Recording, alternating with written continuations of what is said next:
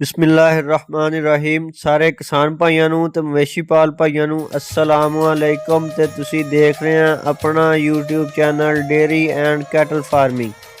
अज मैं अपने किसान भाइयों लई एक नवी वीडियो लैके हाज़र होया वां, जिहदे विच अज असी गल करांगे कुर्बानी दे खूबसूरत और हैवी वेट जानवरां दे बारे च। अज असी मौजूद हाँ फैसलाबाद नियामूआणा मंडी, जिहदे विच खूबसूरत कुर्बानी वाले जानवर और हैवी वेट जानवर आए ने। असी अज अपने भाइयों नूं इस मंडी दा खूबसूरत नज़ारा अपने भाइयों नूं इस वीडियो दे विच दिखावांगे और खूबसूरत बैल कुर्बानी वाले जानवर।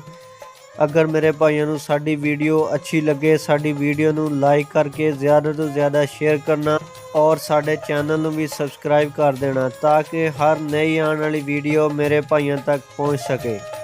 तुसीं देख रहे हैं सामने खूबसूरत कुर्बानी वाले जानवर, माशाअल्लाह जी, हैवी वेट जानवर।